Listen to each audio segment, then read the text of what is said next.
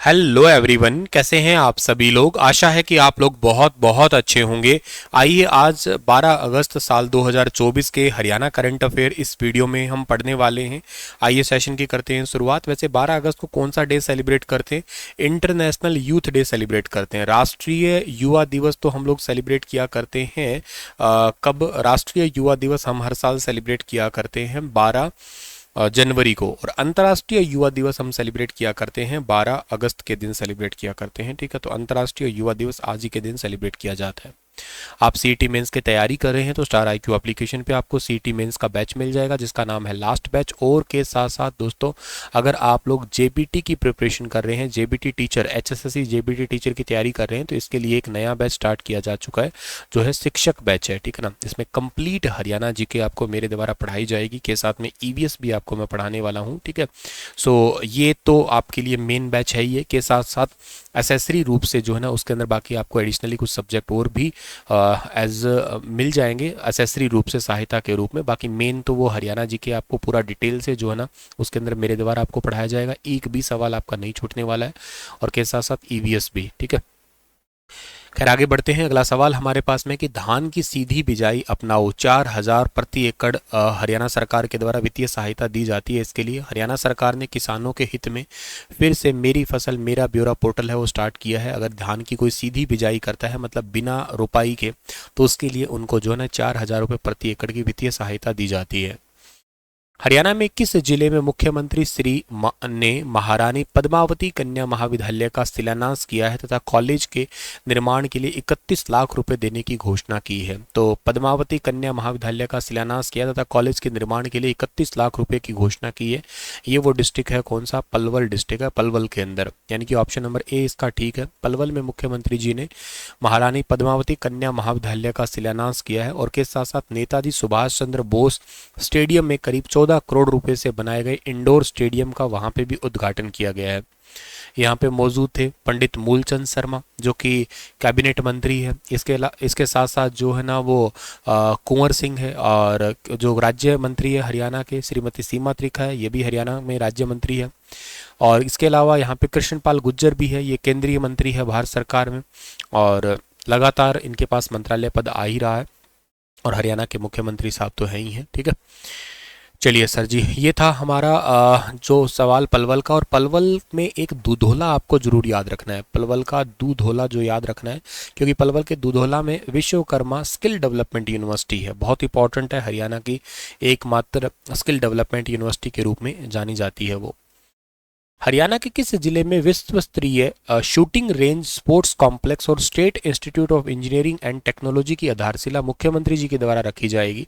हरियाणा के पंचकुला केंद्र बनेगा, सेक्टर 32 केंद्र विधानसभा अध्यक्ष ने बताया, और इस पे 50 करोड़ रुपए खर्च किए जाएंगे institute of engineering and technology के ऊपर। ये इस तरीके का आपका जो है ना इंस्टीट्यूट बनने वाला है, जिसमें 25 मीटर शूटिंग रेंज होगी, 50 मीटर और 10 मीटर शूटिंग रेंज भी होगी, गर्ल्स हॉस्टल होगा, बॉयज़ हॉस्टल होगा, और पार्किंग की फैसिलिटी भी यहाँ पे अवेलेबल होगी स्पेशली। ये इंटरनेशनल कार्यक्रम की मेज़बानी के हिसाब से तैयार की जाएगी। ठीक है, यहाँ पे एक रेंज जो बनने वाली है, और इस पे जो है ना टोटल जो खर्चा है ना, ये 50 नहीं, माफ़ करना, 150 करोड़ रुपए का खर्चा जो है ना आएगा, ये 150 150 करोड़ रुपए का। और ये 2 सालों के अंदर जो है ना कंप्लीट परियोजना है पूरी होगी। 13.75 एकड़ के अंदर ये कंप्लीट परियोजना बनने वाली है। अच्छा, स्पोर्ट्स से रिलेटेड मुझे 2-4 चीज़ें और भी याद आ रही है, मैं आपको शेयर कर देता हूँ। जैसे हरियाणा के अंदर कुछ अकेडमीज़ हैं, इनके हेड कौन कौन है तो आपको वो याद रहने चाहिए। जैसे एक तो आपको याद रखना है कि हरियाणा में अभी ओलंपिक चल ही रहा है, मतलब पूरे भारत का ओलंपिक अभी रिसेंट गया ही है, तो ओलंपिक एसोसिएशन के प्रधान कौन है हरियाणा में? मतलब ओलंपिक एसोसिएशन जो है ना इसके प्रधान कौन है? तो ये है संदीप सिंह, ये याद रखना आप लोग, कौन है? संदीप सिंह। संदीप सिंह जो है ना ये हरियाणा ओलंपिक एसोसिएशन के प्रधान है। और इसमें उपाध्यक्ष कौन है? इसमें उपाध्यक्ष कर्नल अशोक कुमार है, ये भी याद रखना, कर्नल अशोक कुमार है। इसके अलावा हरियाणा के अंदर एथलीट्स एसोसिएशन के अध्यक्ष कौन है? एथलीट एसोसिएशन के अध्यक्ष जो है ना उनका नाम है राजेंद्र मलिक। ठीक है ना, उनका नाम है राजेंद्र मलिक। राजेंद्र मलिक जो है ना ये हरियाणा में एथलीट्स एसोसिएशन के अध्यक्ष है। और इसके अलावा हरियाणा के अंदर जो है वो राइफल एसोसिएशन के अध्यक्ष कौन है? राइफल एसोसिएशन के अध्यक्ष है राव इंद्रजीत सिंह, ठीक है ना, ये इंपॉर्टेंट है, ये केंद्र में मंत्री भी हैं। राव इंद्रजीत सिंह जो है ना, इंद्रजीत सिंह है, ये राइफल एसोसिएशन के अध्यक्ष है। और इसके अलावा जो है ना, table tennis federation of India के अध्यक्ष कौन है? Table tennis federation of India, इसकी अध्यक्ष है मेघना मलिक, ठीक है ना, मेघना मलिक है, table tennis federation of India इसकी अध्यक्ष है। वैसे टेबल टेनिस एसोसिएशन को दुष्यंत चौटाला देख रहे हैं, ठीक है। और इसके अलावा हरियाणा में जो शतरंज एसोसिएशन है, जिसको चेस एसोसिएशन के नाम से जानते हैं, उसके अध्यक्ष कौन है? उसमें है मुकेश, ठीक है ना, उसके अंदर आपको जरूर याद रखना है, मुकेश है, मुकेश खन्ना उनका नाम है, ठीक है। इसके अलावा वॉलीबॉल एसोसिएशन के अध्यक्ष कौन है? तो वॉलीबॉल एसोसिएशन जो है ना, इसके अध्यक्ष हरियाणा के अंदर है करण चौटाला, ठीक है ना, करण चौटाला हरियाणा में वॉलीबॉल एसोसिएशन के अध्यक्ष है। और ओलंपिक एसोसिएशन एथलीट की मेंबर जो है ना, जैसे अध्यक्ष तो संदीप सिंह बताया, मेंबर में एक रानी रामपाल भी है, ठीक है, तो ये भी याद कर लेना आप लोग। सो ये छोटी छोटी चीज़ें हैं जो आप लोगों को याद रहनी चाहिए, एग्जाम में पूछी जा सकती है। खेलों के लिए तो हरियाणा आपको पता ही है, हमेशा जाना जाता ही है। रिसेंट मैंने आपको अमन सहरावत का नाम लिया ही था, जो कि जीते हैं अभी ब्रॉन्ज मेडल जीते हैं वो, ठीक है। इसके अलावा और क्या इंपॉर्टेंट रहेगा हमारे पास में? और हमारे लिए इंपॉर्टेंट जो है ना, यहाँ पे ये रहेगा कि एक किताब है क्रिकेट माई स्टाइल। ये किताब एक्चुअली किसने लिखी है? ये किताब लिखी हुई है कपिल की, ठीक है ना, कपिल देव की किताब लिखी हुई है ये क्रिकेट माई स्टाइल, ठीक है। तो ये क्वेश्चन भी इंपॉर्टेंट हो सकता है। अच्छा, इसके अलावा मैंने आपको रिसेंट सेशन के अंदर कुछ अवार्ड बताए थे, जैसे डॉक्टर राधाकृष्ण अवार्ड है, वो किन को दिया जाता है? स्कूल के पीटीआई को दिया जाता है, 2 लाख रुपए उसके लिए अवार्ड मिलते हैं।